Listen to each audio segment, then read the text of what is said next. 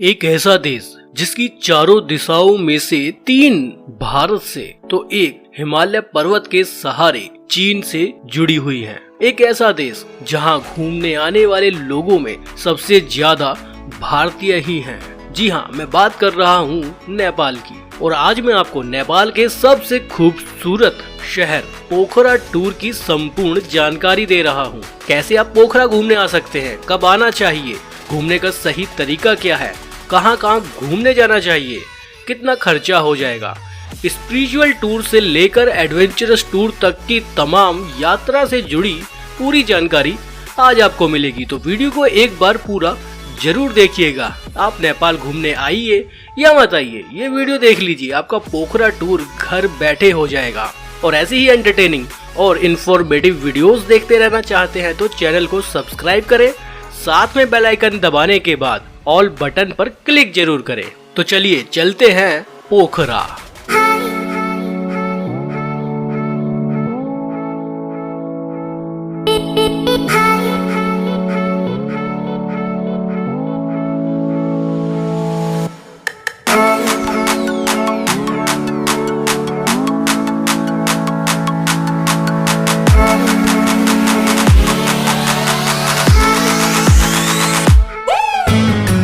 चलिए सबसे पहले बात करते हैं कि पोखरा कैसे आए। भारत से बात करें तो पोखरा तक डायरेक्ट फ्लाइट, डायरेक्ट बस या डायरेक्ट रेल सेवा नहीं है। पोखरा तक आने के लिए आपको नेपाल की राजधानी काठमांडू तक आना होगा। काठमांडू आप कैसे आ सकते हैं, काठमांडू में कहां कहां घूम सकते हैं, इसकी वीडियो मैं बना चुका हूं, जिसका लिंक डिस्क्रिप्शन बॉक्स में और ऊपर आई बटन में आप देख रहे होंगे। आप इस वीडियो को जरूर देखिए, आपको मालूम चलेगा कि आप काठमांडू कैसे आ सकते हैं, क्या है आसान तरीका काठमांडू पहुंचने का, और साथ ही काठमांडू में आप कहां कहां घूमने जा सकते हैं वो जानकारी भी उस वीडियो में आपको मिल जाएगी। पोखरा के लिए काठमांडू ही एक बेस्ट सिटी है, क्योंकि यहाँ से पोखरा के लिए फ्लाइट, बस, टैक्सी सभी की सुविधा बहुत आसानी से मिल जाती है। चलिए अब बात करते हैं कि काठमांडू से पोखरा कैसे आए। काठमांडू से पोखरा की दूरी करीब 200 किलोमीटर है। अगर आप बाई फ्लाइट आना चाहते हैं तो काठमांडू एयरपोर्ट से 2 कंपनी की फ्लाइट चलती हैं, बुद्धा एयर और यति एयरलाइन। काफी सारी फ्लाइट्स हैं। टिकट्स की बात करें तो 2600 रुपए का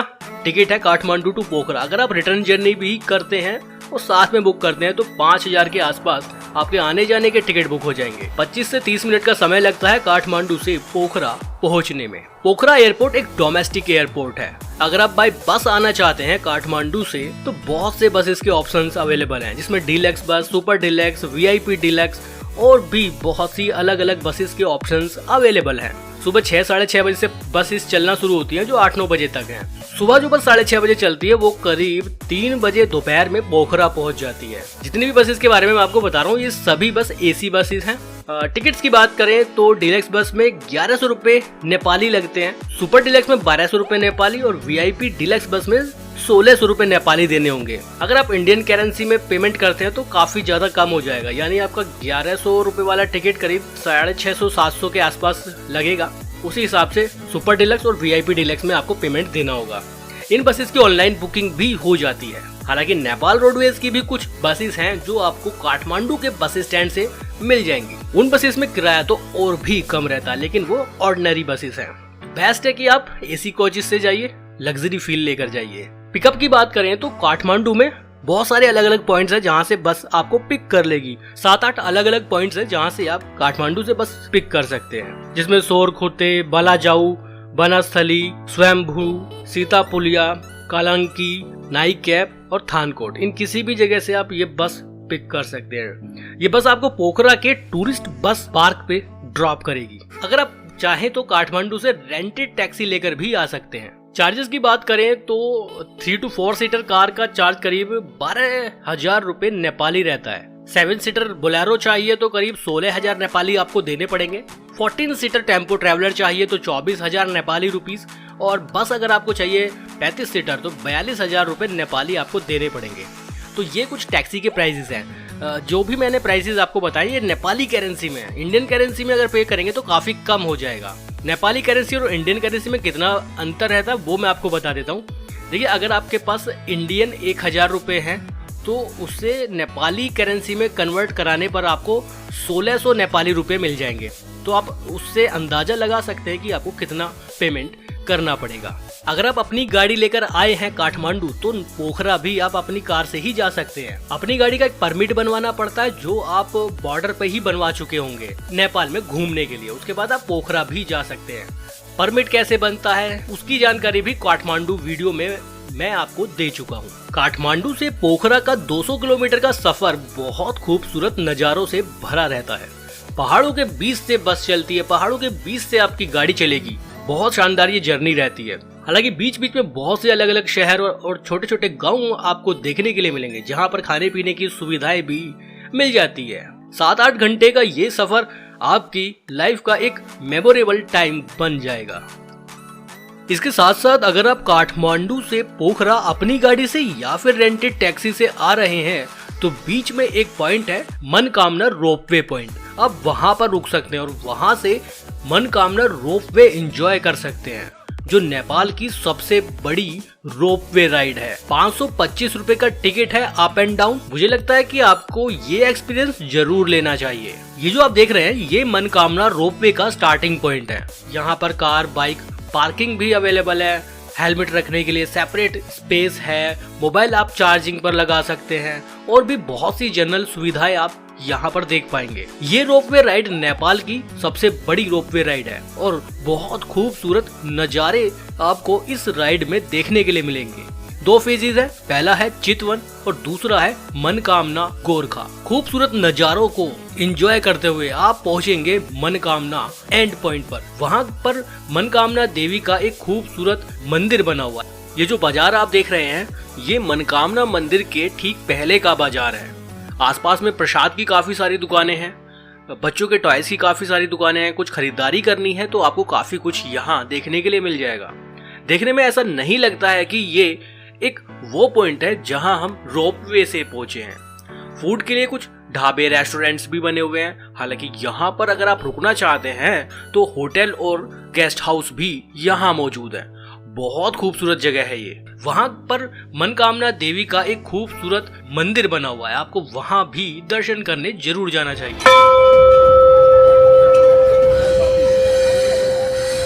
वहां से हिमालय पर्वत का भी एक बहुत खूबसूरत व्यू देखने के लिए मिलता है। नेपाल का एक बहुत शानदार नजारा भी देखने के लिए मिलता है।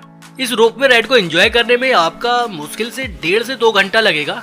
आपको ये भी एंजॉय करना चाहिए। काठमांडू से पोखरा जाते वक्त रास्ते में ही ये पॉइंट है। उसके बाद आप आगे पोखरा के लिए निकल सकते हैं। तो ये सब बातें हुई पोखरा पहुंचने तक की, और पोखरा के रास्ते में आप क्या क्या एंजॉय कर सकते हैं वो भी मैंने आपको बताया। चलिए अब बात करते हैं कि पोखरा आने के बाद स्टे कहाँ करें, रुकना कहाँ चाहिए। देखिए पोखरा में होटल, गेस्ट हाउस, रिजॉर्ट्स और हॉस्टल्स भी अवेलेबल हैं। सस्ते होटल से लेकर महंगे रिजॉर्ट्स तक पोखरा में बने हुए हैं। आप कहीं भी रुक सकते हैं अपने बजट के अकॉर्डिंग। सबसे सस्ते होटल्स की बात करूं तो मात्र 600-700 रुपए देकर आप होटल्स में रुक सकते हैं। इसके अलावा 7-8 हजार या उससे ज्यादा तक के भी होटल्स पोखरा में अवेलेबल हैं।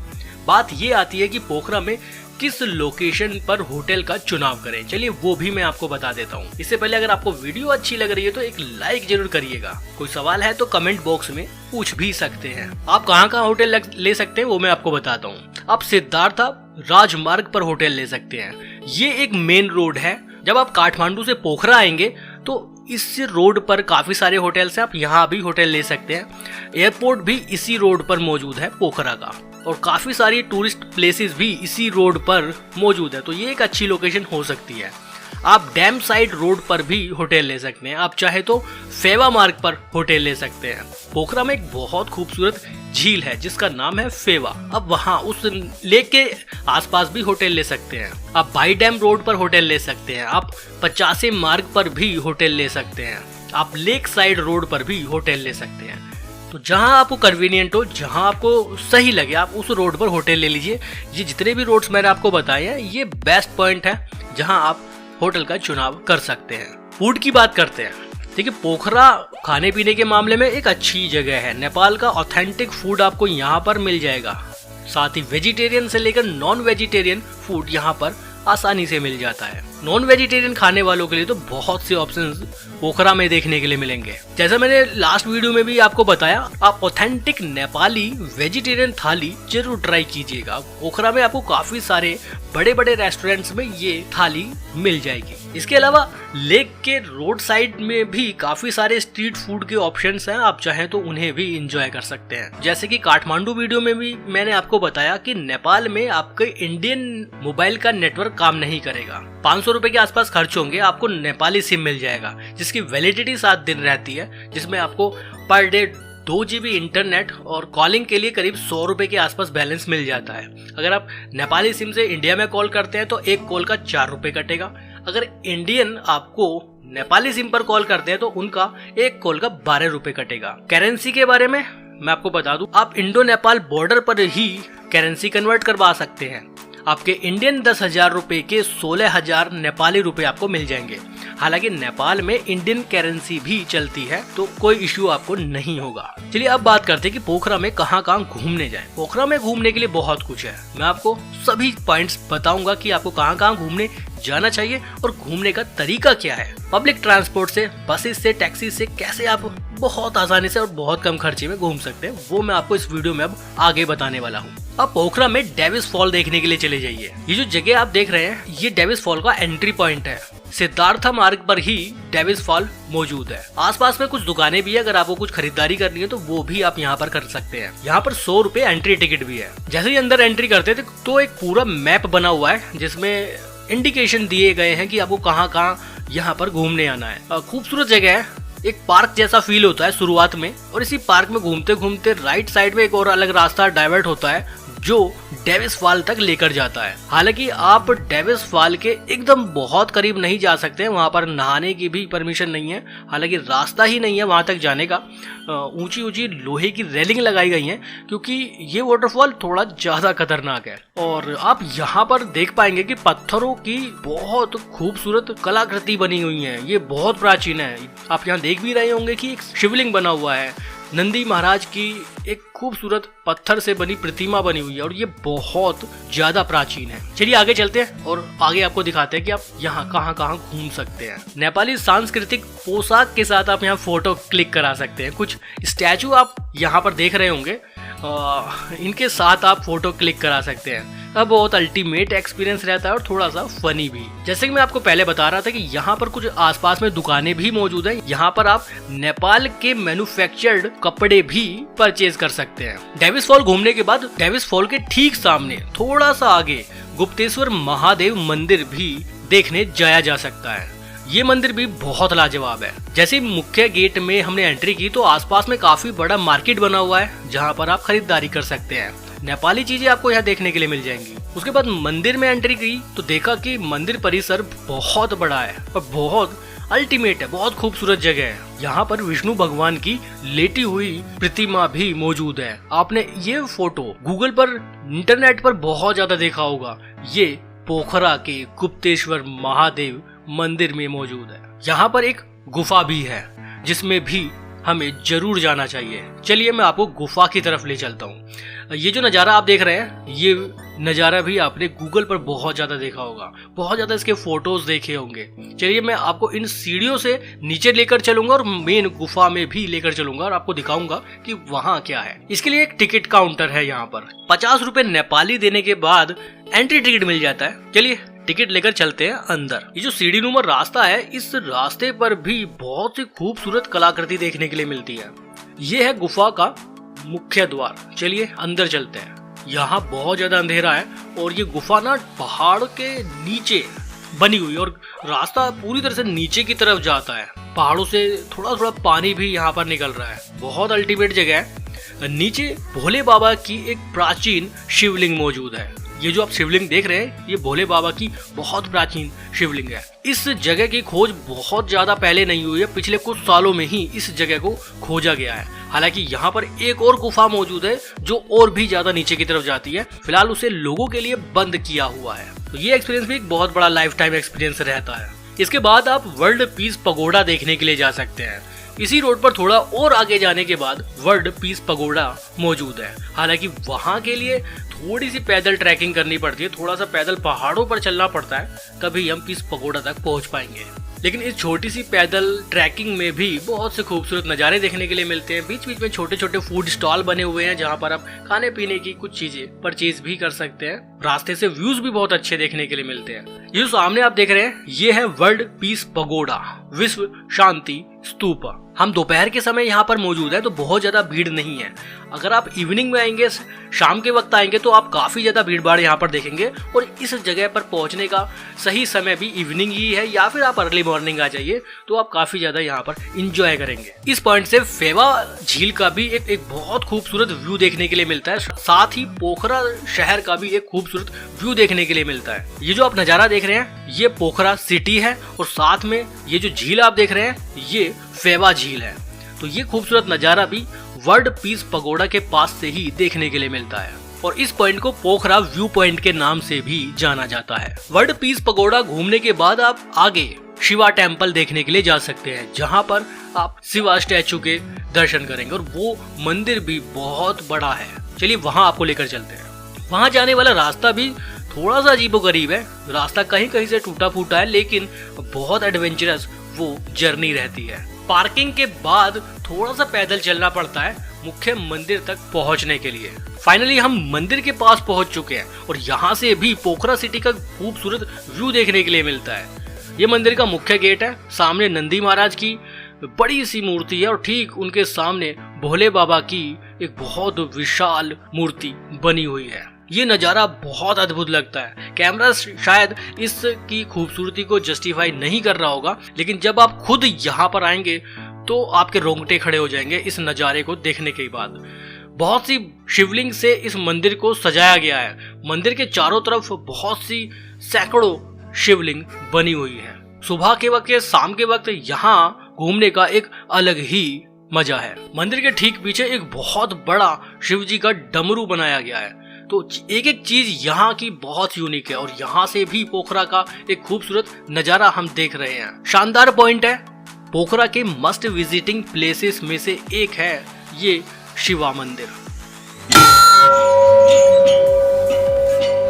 इसके अलावा भी बहुत सारे पॉइंट्स हैं जहां आप घूमने जा सकते हैं, जैसे Bhimsen temple, Gorkha memorial museum आप जा सकते हैं, आप बैट कैब घूमने जा सकते हैं, आप महिंद्रा कैब देखने के लिए जा सकते हैं, आप सती जॉर्ज देखने के लिए जा सकते हैं, माउंटेनिंग म्यूजियम आप देखने के लिए जा सकते हैं जो पोखरा सिटी सेंटर में ही मौजूद है।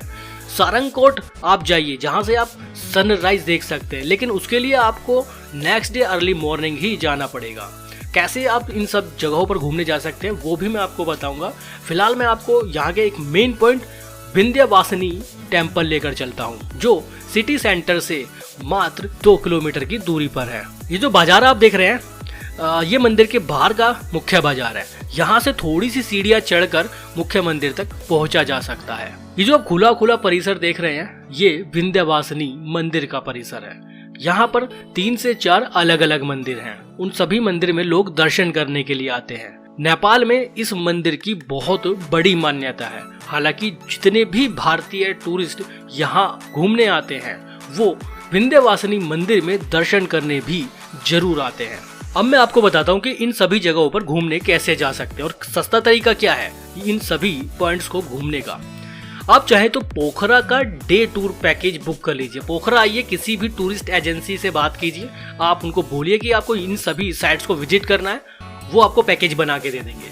और जितने भी साइट्स मैंने आपको बताए हैं ना, ये सारे ही साइट्स कवर करने के लिए 4 सीटर कार का करीब इंडियन करेंसी में 6,500 से 7,000 आपको पे करना पड़ेगा, नेपाली करेंसी में 10,000। और 7 सीटर बोलेरो का आपको करीब नेपाली करेंसी में 15,000 पे करना पड़ेगा। और 14 सीटर टेम्पो ट्रेवलर का नेपाली करेंसी में करीब 20,000 पे करना पड़ेगा। इंडियन करेंसी में काफ़ी ज़्यादा कम हो जाएगा। तो आप चाहे तो ये पूरा साइट सीन पैकेज बुक कर लीजिए। 8 से 9 घंटे का टाइम लगेगा और एक ही दिन में आप इसको कवर कर सकते हैं, या फिर आप इसको अपने अकॉर्डिंग कस्टमाइज भी करा सकते हैं 2 दिन में, ताकि रिलैक्स होके आप इसको आराम से घूम सकें। जैसे कि सारंगकोट पॉइंट है जहाँ से आपको सनराइज देखने के लिए मिलेगा, तो वो तो आपको नेक्स्ट डे ही अर्ली मॉर्निंग जाना पड़ेगा, तभी आप उसको एंजॉय कर पाएंगे। एक और सस्ता तरीका है इन सभी साइट्स को घूमने का, वो है वहाँ की टूरिस्ट बस। पोखरा सिटी टूर के लिए वहाँ पर बसेस के भी ऑप्शंस हैं जो शेयरिंग बेसिस पर होता है। उसमें एक पैसेंजर का करीब नेपाली करेंसी में 800 रुपए लगते हैं और वो यहाँ के मोस्ट पॉपुलर साइट्स को विजिट कराएंगे, जिसमें Davis fall, world peace pagoda, Gupteshwar cave, Gupteshwar मंदिर, विंध्यवासिनी मंदिर और उसके अलावा और कुछ 2-3 फेमस पॉइंट्स वो आपको घुमाने वाले हैं। ये वाला ऑप्शन भी बहुत अच्छा रहता है। बसेस सुबह करीब 8 साढ़े 8 बजे शुरू चलती है और शाम को 4-5 बजे तक घुमा के वो आपको वापस ड्रॉप करेगी। तो ये वाला ऑप्शन भी बहुत अच्छा है। पोखरा की सिटी टूर के लिए वहाँ की बसेस से भी घूम सकते हैं। तो जो तरीका आपको बेस्ट लगे आप उससे घूमिए। मैंने आपको सारे तरीके बताए। आप टैक्सी हायर कर सकते हैं, आप बस के थ्रू सिटी टूर कर सकते हैं, आप अपनी गाड़ी लाए हैं तो भी आप बहुत आसानी से घूम सकते हैं। इसके अलावा पोखरा टूर से संबंधित कोई सवाल आपके मन में चल रहा है तो कमेंट बॉक्स में जरूर पूछ सकते हैं। पूरे नेपाल टूर से रिलेटेड कोई सवाल चल रहा है तो भी कमेंट बॉक्स में पूछ सकते हैं। और कहीं और किसी और प्लेस पे आपको इंडिया में घूमने जाना है तो उसके रिलेटेड सवाल भी आप इसी वीडियो के कमेंट बॉक्स में पूछ सकते हैं। शाम के वक्त आप यहाँ पर फेवा लेक देखने के लिए आ सकते हैं। पोखरा में बहुत ज्यादा फेमस है फेवा लेक। ये नज़ारा फेवा लेक का है और ठीक लेक के किनारे पर मैं मौजूद हूँ। गाड़ी साइड में लगाते हैं और आपको दिखाते हैं यहाँ के नज़ारे। ये फेवा लेक है। यहाँ पर आप बोटिंग भी कर सकते हैं। 2-3 अलग अलग तरह की बोटिंग के ऑप्शंस यहाँ पर मौजूद हैं। चारों तरफ से पहाड़ से घिरी फेवा लेक बहुत खूबसूरत लगती है। सबसे अच्छी बात, पोखरा के मेन सिटी सेंटर में फेवा लेक मौजूद है। यहाँ पर लिखा है विजिट नेपाल। ये एक सेल्फी पॉइंट है। लोग यहाँ पर आते हैं, बैठते हैं और फोटो क्लिक कराते हैं। बहुत शानदार जगह है। आसपास में कुछ खाने पीने के लिए स्ट्रीट फूड के भी ऑप्शंस यहाँ पर मौजूद है। पोखरा की नाइट लाइफ के बारे में बात करें तो यहाँ नाइट लाइफ में भी बहुत कुछ है। यहाँ कुछ दुकानें हैं जहाँ आप शॉपिंग करने जा सकते हैं। पोखरा के मैन्युफैक्चर्ड चीजें आप यहाँ से खरीद सकते हैं। यहाँ पर बहुत सारे बार, डिस्को मौजूद हैं जिसमें लोग एंजॉय करने के लिए आते हैं। हालांकि 2-3 अलग अलग मार्केट हैं जहां आप रात के समय घूम सकते हैं, खरीदारी कर सकते हैं और भी बहुत कुछ यहां आपको देखने के लिए मिलेगा। यहाँ बार, पब, डिस्को आम बात है। जगह जगह आप देखेंगे कुछ लोग म्यूजिक प्ले कर रहे हैं, कुछ लोग सिंगिंग कर रहे हैं। तो ऐसी दिलचस्प चीजें आप यहाँ रात के समय अलग अलग रेस्टोरेंट्स में देख पाएंगे। काठमांडू के कंपैरिजन में पोखरा की नाइट लाइफ ज्यादा शानदार है।